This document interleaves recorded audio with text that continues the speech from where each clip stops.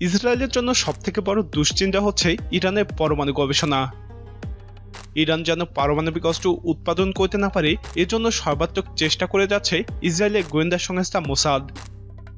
তবে ইসরায়েলের মোসাদকে রুখে দিতে ইরানও তৈরি করেছে শক্তিশালী এক গোয়েন্দা সংস্থা। ইরানের এই গোয়েন্দা সংস্থার প্রধান কাজ হল ইরানের পরমাণু গবেষণায় ইসরায়েল সহ বিদেশি শত্রুদের আক্রমণ প্রতিহত করা।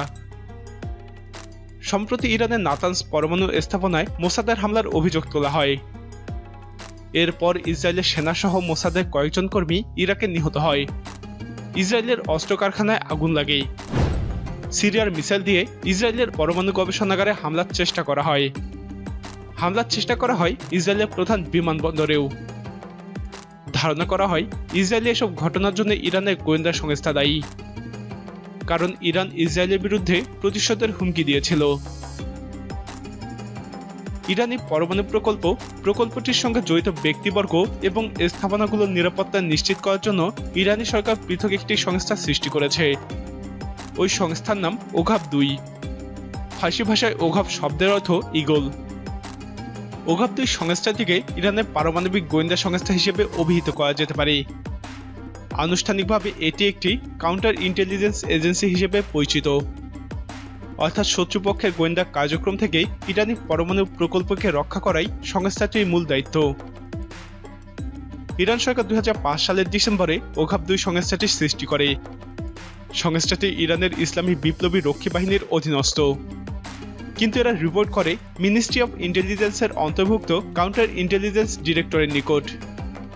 এরকমভাবে একটি সংস্থার অঙ্গ সংগঠন অন্য কোনো সংস্থার কাছে রিপোর্ট করা সাধারণভাবে বিরল, তবে ইরানে এটি একটি প্রচলিত ব্যাপার। ধারণা করা হয় ওঘাব-2 এ প্রায় 10,000 কর্মী রয়েছে। সংস্থাটির দায়িত্বগুলোর মধ্যে রয়েছে ইরানি পরমাণু প্রকল্পের সঙ্গে সংশ্লিষ্ট স্থাপনাগুলোর নিরাপত্তা নিশ্চিত করা, ইরানি পরমাণু প্রকল্পের বিরুদ্ধে চলমান বিদেশি গোয়েন্দা কার্যক্রম প্রতিহত করা, বিদেশি কোনো সংস্থা যাতে ইরানি পরমাণু প্রকল্পের সঙ্গে জড়িত কোনো ব্যক্তিকে নিজেদের এজেন্ট হিসেবে নিয়োগ করতে না পারে সেটি নিশ্চিত করা, এবং বিদেশি গুপ্তচরেরা কিংবা দেশি বিশ্বাসঘাতকরা যাতে ইরানের পরমাণু প্রকল্প সংক্রান্ত তথ্য বাইরে পাচার করতে না পারে সেদিকে লক্ষ্য রাখা। এর পাশাপাশি ইরানি পরমাণু বিজ্ঞানীদের সুরক্ষা প্রদান করাও ওঘাব-2 এর দায়িত্বের মধ্যে রয়েছে। শুধু তাই নয়, ইরানের পরমাণু বিজ্ঞানীরা যাতে পক্ষ পরিবর্তন করতে না পারে সেদিকে নজর রাখাও ওঘাব-2 এর কার্যক্রমের অন্তর্ভুক্ত। কারণ ইতিপূর্বে ইরানি বিজ্ঞানীদের পক্ষ পরিবর্তন করে সৌদি আরবে পালানোর নজির রয়েছে। এর জন্য ওঘাব-2 এর সদস্যরা বিদেশে সফররত ইরানি পরমাণু বিজ্ঞানীদের উপর কড়া নজরদারি করে থাকে। সামগ্রিকভাবে ওঘাব-2 এর কার্যপরিধি বেশ বিস্তৃত। সংস্থাটির কার্যক্রম খুবই গোপনীয়। এর জন্য সংস্থাটি অন্যান্য বিষয়ের মতো সদস্যদের বাছাই প্রক্রিয়া এবং প্রশিক্ষণ সম্পর্কে বিশেষ কিছু জানা যায়নি। প্রাপ্ত তথ্য অনুযায়ী ইরানের মিনিস্ট্রি অফ ইন্টেলিজেন্সের সদস্যদের রুশ গোয়েন্দা সংস্থা এসবিআর প্রশিক্ষণ প্রদান করে। ওঘাব-2 যেহেতু মিনিস্ট্রি অফ ইন্টেলিজেন্সের কাছেই রিপোর্ট করে থাকে, তাই ওঘাব-2 এর সদস্যরাও রাশিয়া থেকে প্রশিক্ষণ গ্রহণ করে। তবে এই সংস্থার বেশ কিছু ব্যর্থতাও রয়েছে। ইরানের প্রধান পরমাণু বিজ্ঞানী মোহসেন ফাখরিজাদের নিরাপত্তা দিতে পারেনি সংস্থাটি। এছাড়াও বিভিন্ন সময়ে ইরানের পরমাণু গবেষণার অনেক গোপন তথ্য ইসরায়েলের হাতে চলে গিয়েছিল। মূলত ইসরায়েলের গোয়েন্দা সংস্থা মোসাদ এবং ইরানের গোয়েন্দা সংস্থা ওঘাব এক মরণপণ প্রতিযোগিতায় নেমেছে।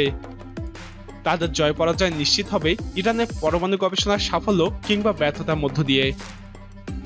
প্রিয় দর্শক, ইরানের এই গোয়েন্দা বাহিনী কি পারবে মোসাদের হাত থেকে ইরানের পরমাণু গবেষণা রক্ষা করতে? আপনার মতামত কমেন্টে জানান। এই ভিডিওটি ভালো লাগলে লাইক বাটনে ক্লিক করুন। এরকম আরো ভিডিও পেতে আমাদের চ্যানেলটি সাবস্ক্রাইব করে আমাদের সাথেই থাকুন।